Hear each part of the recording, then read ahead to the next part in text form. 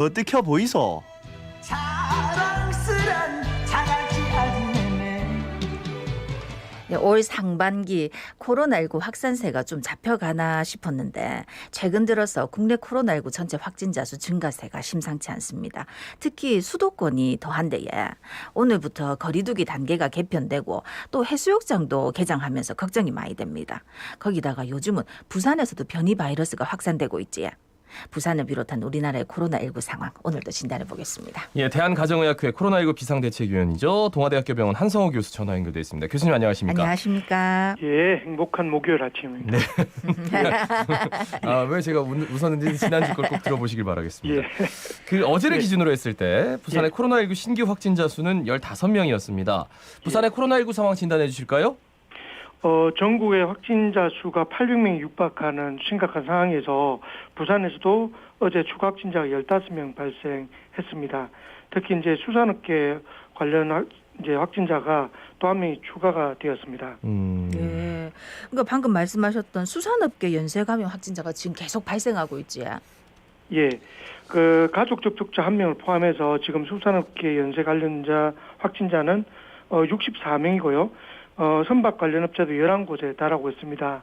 그 외에도 남구 목욕탕에서도 그 확진자는 11명으로 1명과 접촉자 1명에서 11명으로 늘었고요. 예, 예. 그 외에도 해외 입국자 등 다양한 확진자가 확인이 되었습니다. 물론 이제 보시면 연쇄 감염이 워낙 익숙하기는 하지만 상대적으로 부산이 15명이니까 평소에 비해서는 좀 작은 듯이 느껴지지만 네, 예. 이 역시 확산세는 수그러들었다고 절대 말할 수 없는 그런 단계인 것 같습니다. 예.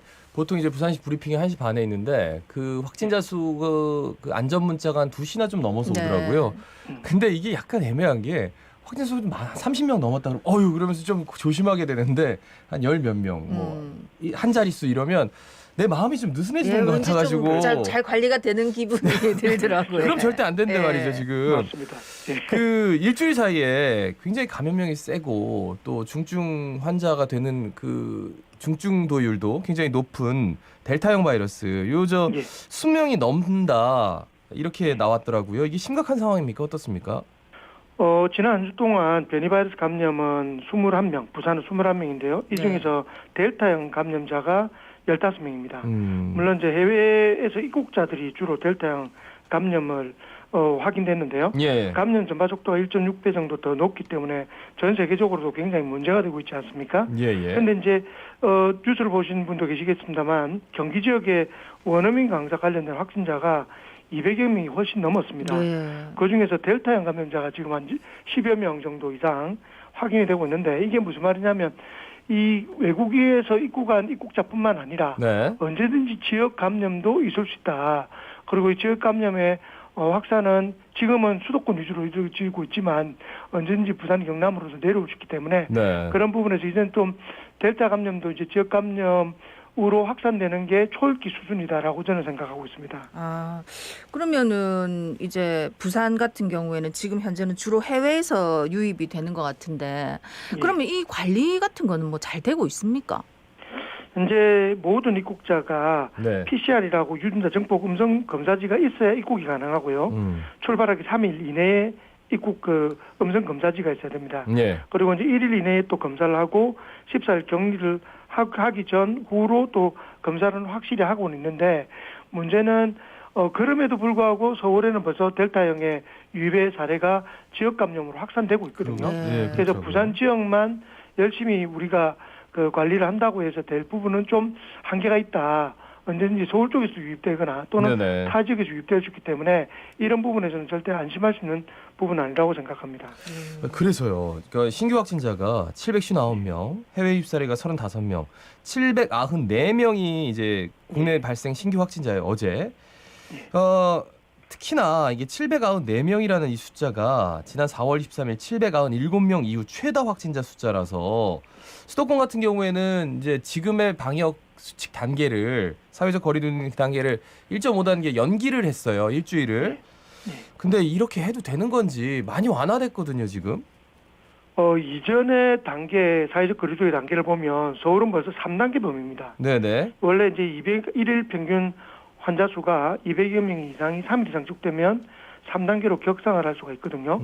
저희도 이제 사실 700명, 800명이 좀 어떤 면에서 이것도 좀 둔감해지지 않았나라는 생각이 맞아요. 드는 게 옛날에는 100명, 200명도 굉장히 크다고 생각했는데 어느 순간부터 500명이 일상화 좀 된 것 같고 700명, 800명의 숫자가 나오는 것도 또 오늘도 예상되건대 확진자 수가 700명이 넘을 걸로 예상을 하고 있거든요. 네.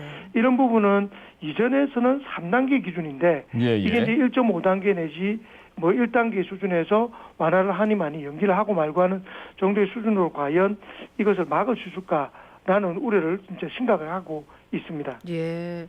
아니 이제 부산 같은 경우에도 지금 새 거리두기 시행되는데 그러면은 아까 말씀하셨듯이 이제 뭐 서울 경기권에서도 부산에 오시는 분도 많고 또 부산 자체에서도 막 지금 막 많이들 밤늦게까지 모이는 모습을 보이니까 이러면 유행 규모가 더 커지는 거 아닌가 하는 걱정이 드는데 어떻게 보십니까?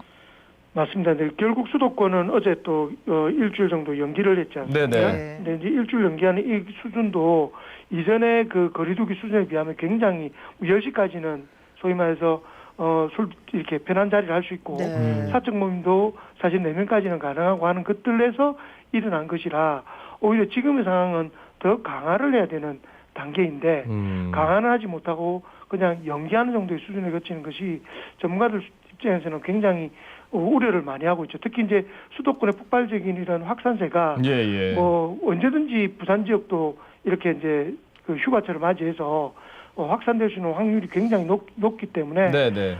이런 부분은 부산에서만 조심해야 될 부분은 아니고 전국적 규모에서의 방역의 어떤 원칙을 다시 세워야 되지 않을까라고 좀 강조를 하고 있는 상황입니다. 예. 주위에 좀 나 아픈데 뭐 협심증이 있다, 뭐 당뇨가 있다, 이거 고혈압, 당뇨 뭐 이거는 많이들 뭐 앓고 있는 뭐 대표적인 성인 예. 질환인데 그 외에 뭐 심장 수술 받았다 이렇게 큰 수술 받으신 분들 코로나19 백신 저 접종 받으라고 날아와도 그리고 지금 예약 받습니다 해도 덜컥덜컥 좀 겁이 나거든요. 예. 여기에 대해서는 어떻게 말씀해 주시겠습니까?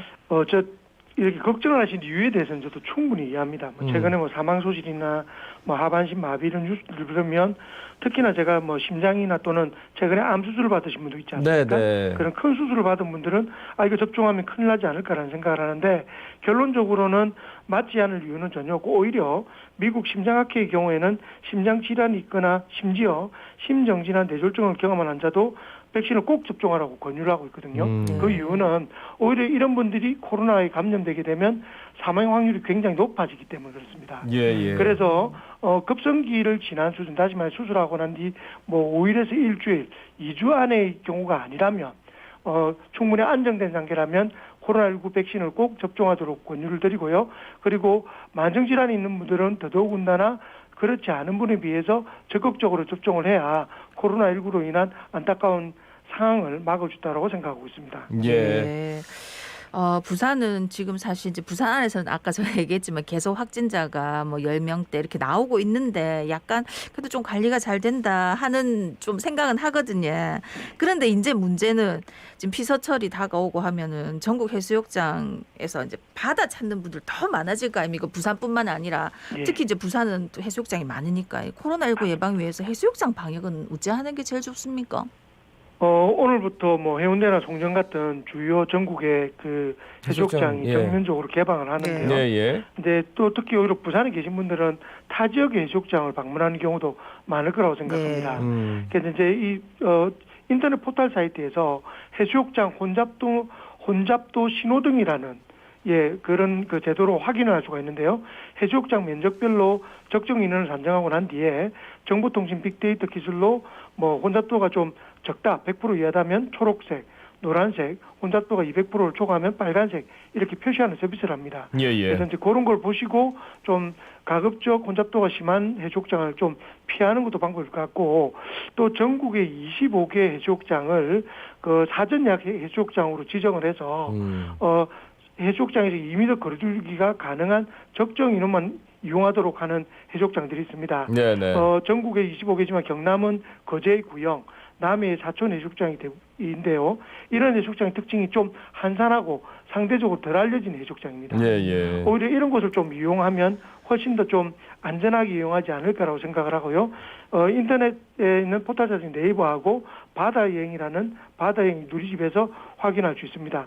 해족장 방문하면 안식골 전화해서 방문 이력 등록하고 체온 스티커 부탁하고 하는 여러 가지 것들을 이렇게 지금 제도화되어 있지만 예. 사실은 본인이 좀 조심하고 주의하고 특히 끝나고 난 뒤에 식당이나 다른 유흥업소를 이용할 때 조심하는 것이 더욱더 중요할 거라 생각됩니다. 예, 네. 말씀 잘 들었습니다.